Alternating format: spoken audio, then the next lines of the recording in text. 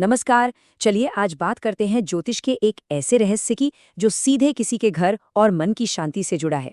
जी हाँ, बात हो रही है कुंडली के चौथे भाव में राहु की उपस्थिति की। ये एक ऐसी ज्योतिषीय स्थिति है ना, जो किसी की जिंदगी के सबसे निजी पहलुओं पर बहुत गहरा असर डाल सकती है। कभी ऐसा महसूस हुआ है कि अपने ही घर में, मतलब जहां सबसे ज्यादा सुकून मिलना चाहिए, वहीं एक अजीब सी बेचैनी रहती हो, एक ऐसी छटपटाहट जो पीछा ही नहीं छोड़ती? अगर हाँ, तो हो सकता है इसका जवाब कहीं ना कहीं ज्योतिष के सितारों में ही छुपा हो। तो चलिए इसको थोड़ा और गहराई से समझते हैं। देखिए, ज्योतिष में जो चौथा घर होता है ना, वो है हमारे घर का, माँ का और हमारे मन की शांति का। और दूसरी तरफ है राहु। राहु एक शैडो प्लैनेट है, मतलब ये कोई आसमान में घूमता हुआ ग्रह नहीं है, बल्कि स्पेस में एक ऐसा पॉइंट है जहां जबरदस्त एनर्जी होती है। ये एनर्जी भ्रम, अचानक बदलाव और सांसारिक इच्छाओं को दिखाती है। अब सोचिए, जब राहु जैसी एक बेचैन करने वाली ऊर्जा शांति के इस घर में आ जाती है, तो एक बहुत ही दिलचस्प टकराव पैदा होता है। तो जब राहु चौथे घर में बैठता है, तो इसका असर कहाँ-कहाँ दिखता है? मुख्य रूप से 3 चीजों पर: मन, परिवार और किस्मत पर। चलिए एक-एक करके इनको समझते हैं। इसका सबसे पहला और कह सकते हैं सबसे गहरा असर मन पर होता है।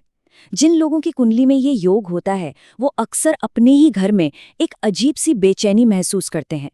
भले ही बाहर से सब कुछ परफेक्ट दिखे, लेकिन अंदर ही अंदर एक लगातार मानसिक अशांति बनी रहती है। जैसे कुछ तो गड़बड़ है, कुछ तो ठीक नहीं है।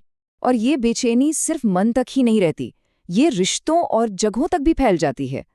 जैसे परिवार के साथ रहते हुए भी एक अकेलेपन का एहसास हो सकता है। अक्सर ऐसे लोग अपने जन्म स्थान से, मतलब अपनी बर्थ प्लेस से काफी दूर जाके बस जाते हैं। माँ के साथ रिश्ता भी थोड़ा कॉम्प्लिकेटेड हो सकता है। और हाँ, एक जगह टिक कर रहना इनके लिए मुश्किल होता है। हमेशा घूमने या जगह बदलने की एक तेज इच्छा बनी रहती है। लेकिन यहाँ एक बहुत बड़ा विरोधाभास सामने आता है। मतलब एक तरफ तो मन में इतनी उथल-पुथल मची हुई है, और दूसरी तरफ यही राहु अचानक से प्रसिद्धि और सफलता भी दिला सकता है, खासतौर पर मीडिया, फिल्म या राजनीति जैसे सार्वजनिक क्षेत्रों में। यही तो राहु का अप्रत्याशित स्वभाव है।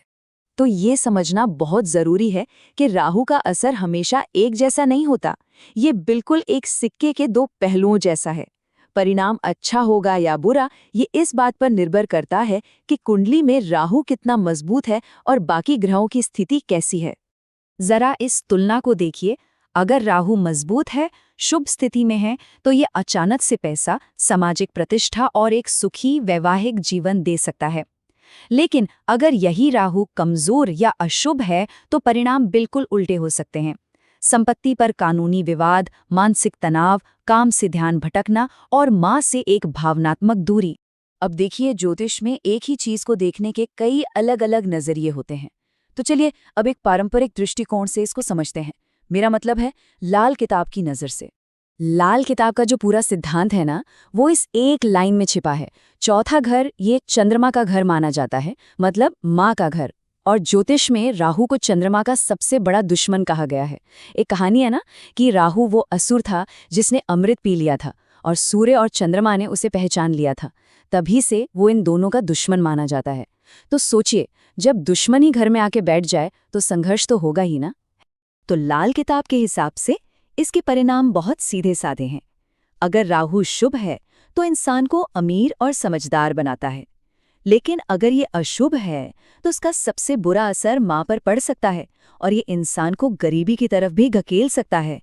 तो इसका मतलब क्या ये है कि अगर किसी की कुंडली में ये योग है तो सब कुछ किस्मत पे छोड़ देना चाहिए? बिल्कुल नहीं। ज्योतिष में हर चुनौती को संतुलित करने के रास्ते भी बताए गए हैं। चलिए अब कुछ ऐसे ही उपायों पर एक नजर डालते हैं। ज्योतिष ग्रंथों में कुछ बहुत सरल उपाय सुझाए गए हैं।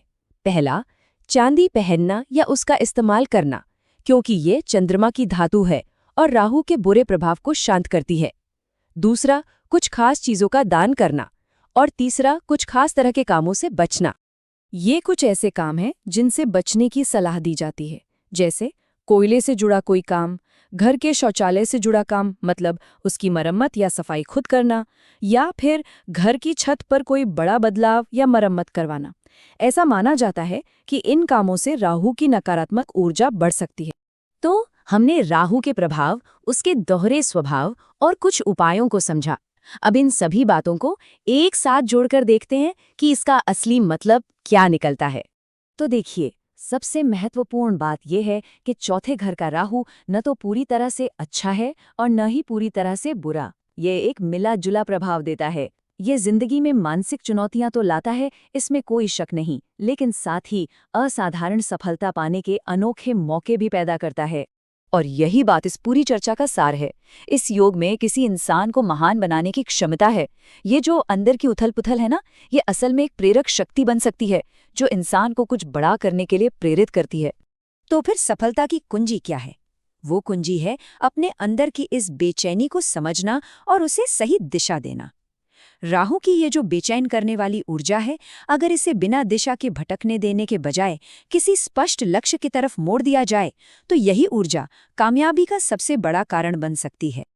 और आखिर में यह सवाल सोचने के लिए है, क्या घर में बसी ये छाया सिर्फ दूर करने की एक चुनौती है, या फिर ये शक्ति का एक ऐसा छिपा हुआ स्रोत है जिसे बस सही दिशा देने की जरूरत है? इस पर विचार जरूर कीजिएगा।